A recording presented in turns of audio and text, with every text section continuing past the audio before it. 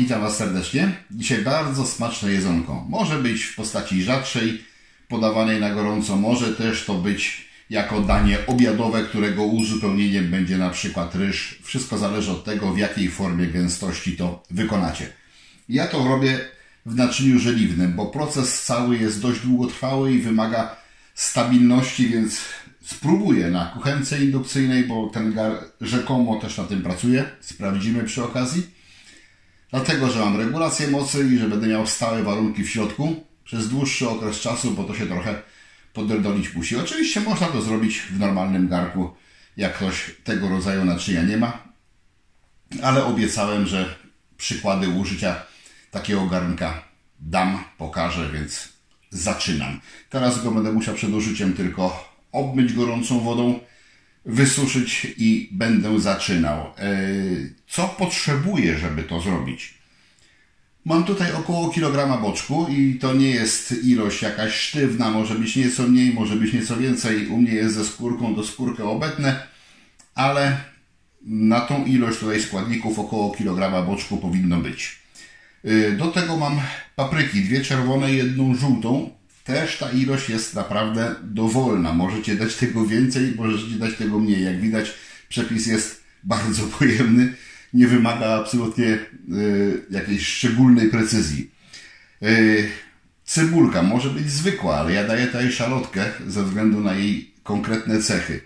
Ze 2-3 ząbki czosnku. Zobaczymy. Tak myślę, że 2 dam na początek, może potem jeszcze dorzucę. Wszystko zależy jak po rozpakowaniu główki, jakie ono będzie intensywne, bo wiadomo, że różnie się z tym dzieje u nas dzisiaj. 1 papryczka chili dla pikanterii. Jeżeli ktoś lubi bardziej pikantne, może dać 2, może dać inne pikantne papryki. Wszystko zależy od Was. Do tego jeszcze jest por, z którego wykorzystam głównie część białą, może z niewielką ilością części zielonej po oczyszczeniu. Szczypiorek na sam koniec.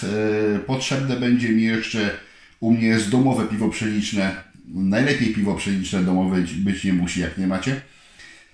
I w ilości początkowo pół szklanki, przy czym wszystko zależy od tego, co chcecie uzyskać, bo na pewnym etapie ja tutaj dodam pół szklanki piwa. Potem, jeżeli będzie go za mało, mogę uzupełniać wodą albo dalej piwem. I wszystko zależy od tego, jaki poziom gęstości finalny chcę otrzymać. Co tu jeszcze jest? Przecier pomidorowy. Będę potrzebował około 2 czubate łyżki. To też możecie sobie regulować, nie jest to ilość jakaś mocno przypisana. Do tego oczywiście sól, pieprz do smaku, żeby to dobrze smakowało, więc ilości nie będę określał.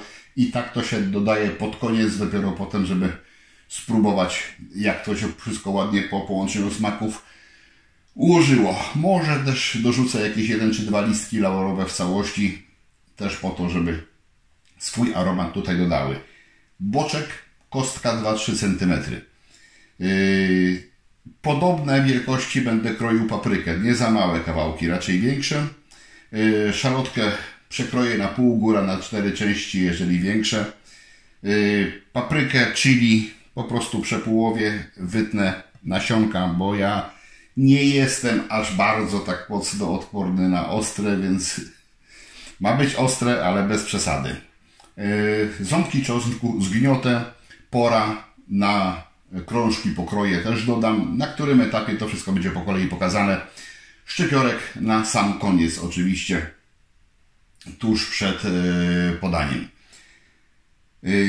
Trochę do środka i troszeczkę jeszcze zupełnie już na koniec, na świeżo, jak już będzie potrawa na talerzu. Czy ja czegoś nie powiedziałem? No nie. Po kolei może w skrócie. Najpierw podsmażę boczek, potem zacznę dodawać po kolei dodatki. W jakiej kolejności? Wszystko będzie na filmie. Także ja się biorę za działanie i gadał będę dopiero przy próbowaniu.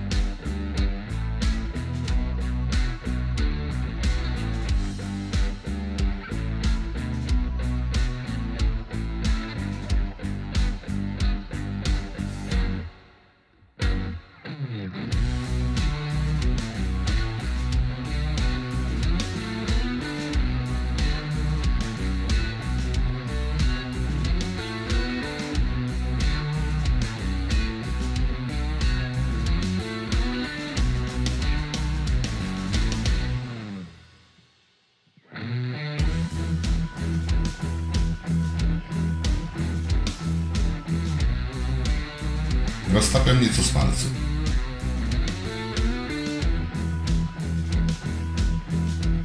Zaczynam od boczku.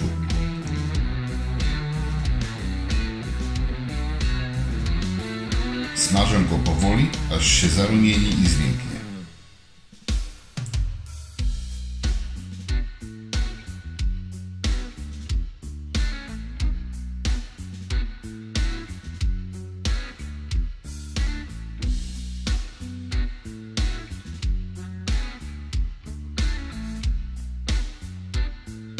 Dodaję cebulę i czosnek.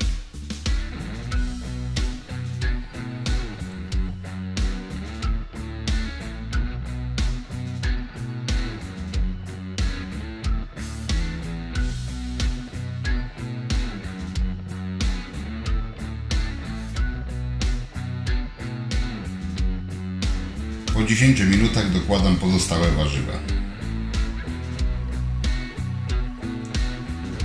Dalszą obróbkę prowadzę pod przykryciem, ale często zaglądam, aby zamieszać.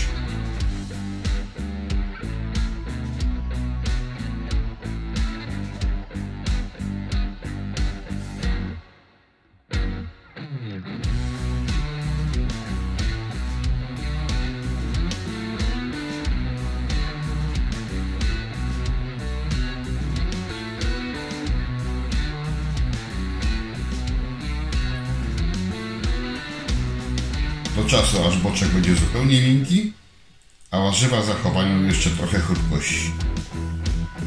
Teraz uwaga, tu można skończyć. Dodać tylko sól i pieprz, albo kontynuować, dodając przecier i po 2 minutach piwo. Albo tylko samo piwo, bez przecieru. Przecier znacząco zmienia smak i estetykę potrawy. Nie każdemu to może pasować.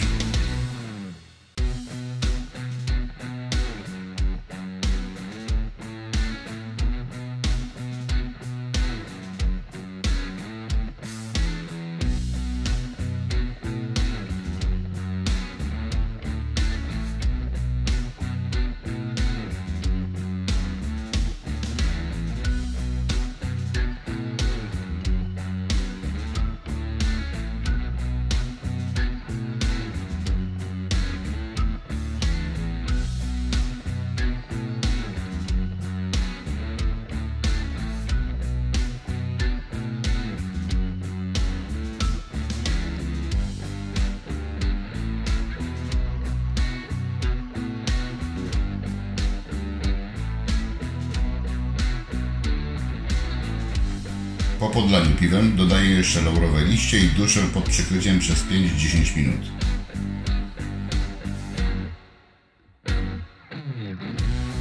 Solę i dodaję pieprz kilka razy w małych porcjach, aż smak będzie odpowiedni.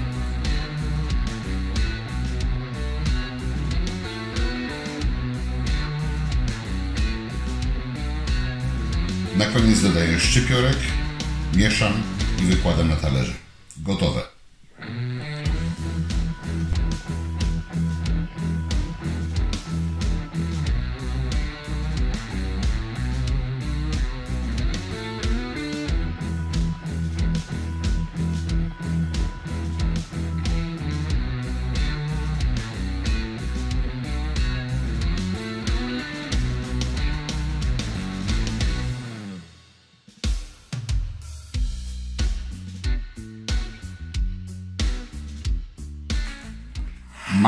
Już mam i muszę szybciutko spróbować. Miam mięsko.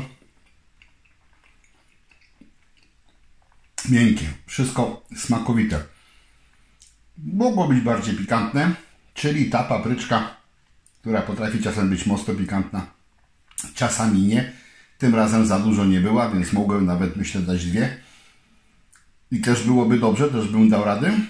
Pieprzu i soli dodałem tyle, ile chcę. Jak widzieliście na wcześniejszym etapie, czyli bez dodawania płynów i przecieru, jak ktoś nie lubi, można to zakończyć i ma się taką garnkową formę szaszłyka, którą w ten sam sposób można podać. Pyszne danie.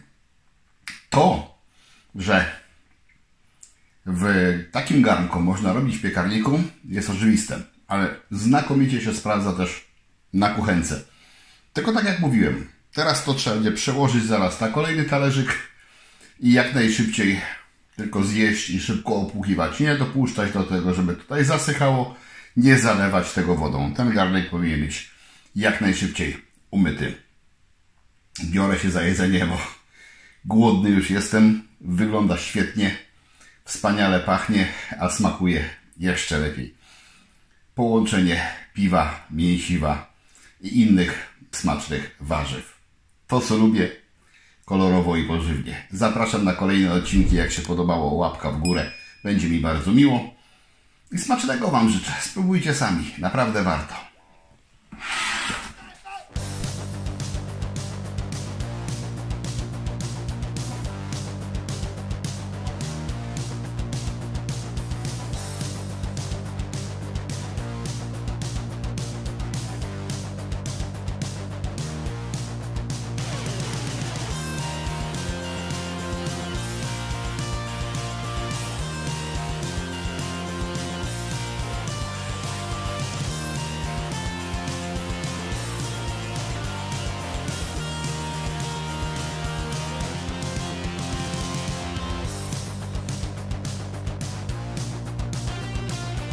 Zapraszam, wpadnijcie na zakupy do mojego sklepu.